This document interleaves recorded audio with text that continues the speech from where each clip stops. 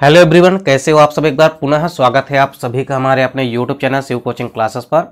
उम्मीद करते हैं दोस्तों आप सभी मस्त होंगे, बेहतर होंगे, आप सभी की पढ़ाई भी अच्छे से चल रही होगी। आज की इस वीडियो में हम देखेंगे वर्ग एम्फीबिया यानी कि क्लास एम्फीबिया।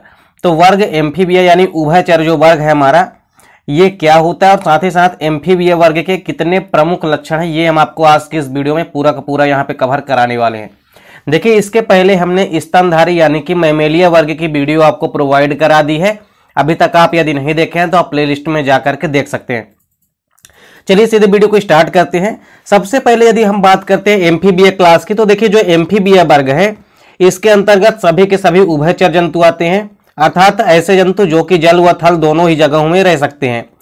आज तक इनकी लगभग 3000 प्रजातियां ज्ञात है। यदि ओवरऑल हम बात करें तो टोटल नंबर ऑफ स्पीसीज कितनी है एम्फीबिया की, 3000 है। 3000 मतलब यहाँ पे 3000 प्रजातियां जो है वो वर्ग एम्फीबिया की अभी तक में ज्ञात है। इसमें देखिए सबसे पहले यदि हम बात करते हैं वर्ग एम्फीबिया के प्रमुख सामान्य लक्षण की, यानी नॉर्मल कैरेक्टरिस्टिक्स क्या क्या होते हैं एम्फीबिया वर्ग के, यानी उभयचर वर्ग के प्रमुख लक्षण देखते हैं। पहला प्रमुख लक्षण क्या है कि ये प्रथम कार्डेट जंतु हैं जो कि जल से निकल करके भूमि पर आ गए, परंतु ये स्थलीय वातावरण में रहने में पूर्ण रूप से सक्षम नहीं होते थे तथा जनन हेतु जल पर निर्भर होते हैं।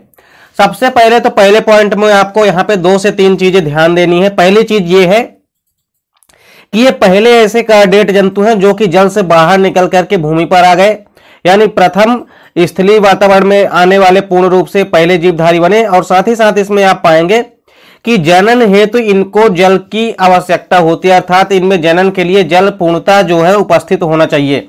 तो जल में ही इनमें प्रमुख रूप से निषेचन होता है। दूसरी प्रमुख लक्षण क्या है, देखिए एम्फीबिया वर्ग का प्रमुख लक्षण दूसरा क्या है, ये शीत रुधिर वाले असमतापी जीव होते हैं। शीत रुधिर का मतलब है कि कोल्ड ब्लडेड एनिमल, और साथ ही साथ आपको याद रखना कि ये असमतापी होते हैं। असमतापी का मतलब होता है कि ऐसे जीव जिनके बॉडी का टेम्परेचर जो है वो वातावरण के अनुसार घटता बढ़ता रहता है। तो वातावरण के अनुसार यदि टेम्परेचर घटता या बढ़ता है बॉडी का, तो ऐसे जीवधारियों को हम असमतापी जीव कहते हैं। तो दूसरी प्रमुख विशेषता है किसकी, एम्फीबिया वर्ग की, कि ये शीत रुधिर वाले असमतापी जीव होते हैं, अर्थात इनके शरीर का जो वातावरण का ताप होता है, वातावरण के अनुसार इनके शरीर का तापमान घटता या बढ़ता रहता है। तीसरा देखिए प्रमुख लक्षण क्या है कि शरीर जो होता है वो सिर व धड़ में विभाजित होता है और पूंछ उपस्थित या अनुपस्थित भी होती है। तो कुछों में उपस्थित भी होती है और अधिकतर में अनुपस्थित होती है। अगली विशेषता या अगला प्रमुख लक्षण क्या है कि त्वचा जो होती है वो नम एवं चिकनी होती है। इसके अलावा देखिए पांचवें प्रमुख महत्वपूर्ण लक्षण क्या है कि त्वचा में अत्यधिक श्लेष्म ग्रंथियां पाई जाती है जो कि त्वचा को नम बनाए रखती है। अतः इन जंतुओं में जो त्वचा होता है उसी के द्वारा श्वसन होता है, अर्थात त्वचा जो है श्वसन में सहायक होती है। तथा कुछ जंतुओं की जो त्वचा होती है उनमें विष ग्रंथियां यानी कि पॉइजन ग्लैंड भी पाए जाते हैं। तो पांचवा प्रमुख लक्षण क्या है एम्फीबिया वर्ग का कि इनमें अधिकतर ग्रंथियां तो ऐसी होती है जो कि त्वचा को नम बनाए रखती हैं, और कुछ ग्रंथियां ऐसी होती है जो कि विष ग्रंथियां भी पाई जाती हैं, यानी कि पॉइजन ग्लैंड भी प्रेजेंट होती हैं।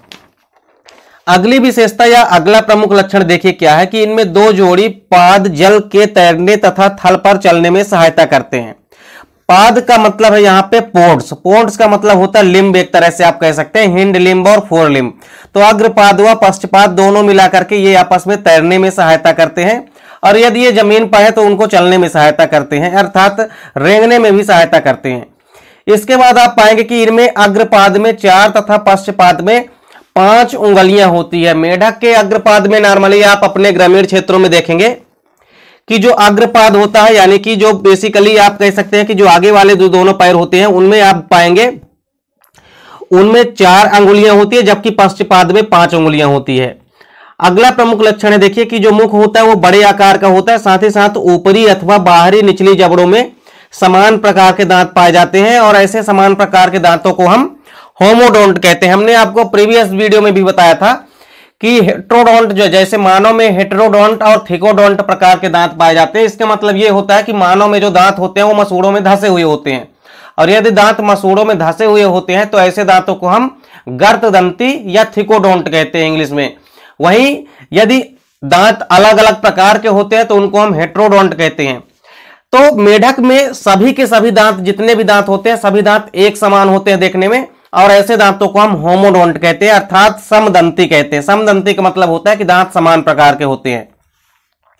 अगली प्रमुख विशेषता या अगला प्रमुख कैरेक्टर है एम्फीबिया या उभयचर वर्ग का, कि जो इनमें हार्ट होता है यानी जो हृदय होता है वो 3 कोष्ठीय होता है और इनमें 2 आलिंद व 1 निलय होता है। इसके पहले भी हमने आपको बताया था प्रीवियस वीडियो में कि जो मैमेलिया वर्ग के प्राणी हैं उनमें जो हार्ट या हृदय होता है वो 4 कक्षीय होता है। उनमें 2 आलिंद व 2 निलय होते थे, यानी 2 आर्टिकल और 2 वेंट्रिकल होते थे। जबकि उभयचर में आप पाएंगे कि इनमें 2 आलिंद होते हैं जबकि 1 ही निलय होता है, क्योंकि टोटल कक्षों की संख्या कितनी होती है? 3 होती है।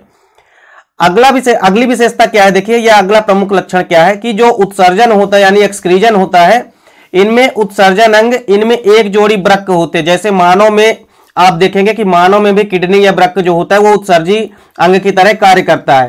तो उसी प्रकार उभयचर में भी उत्सर्जन अंग हेतु इनमें 1 जोड़ी वृक्क यानी कि किडनी पाए जाते हैं।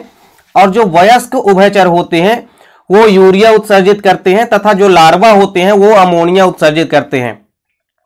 जैसे हमने आपको प्रीवियस वीडियो में बताया था कि जो मेढक का लार्वा होता है उसे हम टेडपोड लार्वा कहते हैं।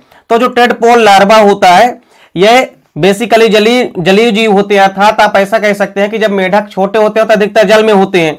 तो जलीय मेढक जो होते हैं, अर्थात जो लार्वा अवस्था में मेढक होते हैं वो अमोनिया का उत्सर्जन करते हैं, क्योंकि अमोनिया के उत्सर्जन हेतु अत्यधिक मात्रा में जल की आवश्यकता होती है। जबकि जो उभयचर ऐसे होते हैं जो कि थल में पाए जाते हैं, थल में जब ये होते हैं अर्थात जब ये वयस्क हो जाते हैं तो वयस्क मेढक फिर यूरिया का उत्सर्जन करने लगते हैं। अगली विशेषता है कि जो निषेचन या फर्टिलाइजेशन होता है इनमें वो बाहरी तथा जल में होता है, यानी बाह्य निषेचन होता है, एक्सटर्नल फर्टिलाइजेशन होता है। साथ ही साथ निषेचन आपको याद रखना है कि उभयचर में निषेचन कहां होता है? जल में होता है, अर्थात जल में ही मेल व फीमेल गैमेट आपस में मिलते हैं। इसके बाद देखिए, कुछ जंतु जो होते हैं अपवाद स्वरूप उनमें आंतरिक निषेचन भी होता है। ओवरऑल एम्फीबिया वर्ग में आपको याद रखना है कि एक्सटर्नल फर्टिलाइजेशन होता है, लेकिन कुछ ऐसे एक्सेप्शन है जिनके अंदर आपको याद रखना है कि इंटरनल फर्टिलाइजेशन भी होता है। अगली विशेषता देखिए क्या है कि ये ओविपेरस होते हैं। ओविपेरस का मतलब हमने आपको बताया था कि ओविपेरस का मतलब होता है कि अंडायुज, अर्थात ऐसे जीव जो कि डायरेक्ट अंडा देते हैं उनको हम अंडायुज कहते हैं या ओविपेरस कहते हैं।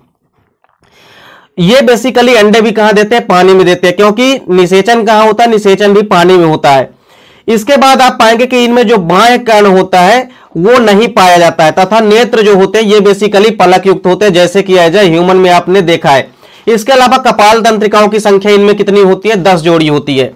तो इस प्रकार से कई सारे प्रमुख विशेषताएं या प्रमुख लक्षण है जो कि उभयचर वर्ग के अक्सर आपके एग्जाम में पूछी जाती है। इसके अलावा आप कई सारे एग्जाम्पल भी याद रख सकते हैं एम्फीबिया वर्ग के। इसमें सबसे पहला और प्रचलित जो एग्जाम्पल है वो है मेढक का। इसके अलावा सैलामेंडर जो होता है ये प्रमुख रूप से पाया जाने वाला एम्फीबियंस यानी कि उभयचर होता है। इसके अलावा इक्थियोफिस, सिरेन, हाइला जिसको कि उड़न मेढक कहते हैं। इसके अलावा एम्फीयूमा, ये सभी के सभी उभयचर यानी कि एम्फीबिया वर्ग के प्रमुख एग्जाम्पल हैं। उम्मीद करता हूं वीडियो पसंद आई होगी। वीडियो अच्छी लगे तो लाइक और कमेंट जरूर कीजिए। साथ ही साथ दोस्तों के बीच ज्यादा से ज्यादा वीडियो को शेयर कीजिए। चैनल पर यदि नए हैं तो चैनल को सब्सक्राइब अवश्य कर लें। मिलते हैं नेक्स्ट वीडियो में, तब तक के लिए जय हिंद, वंदे मातरम।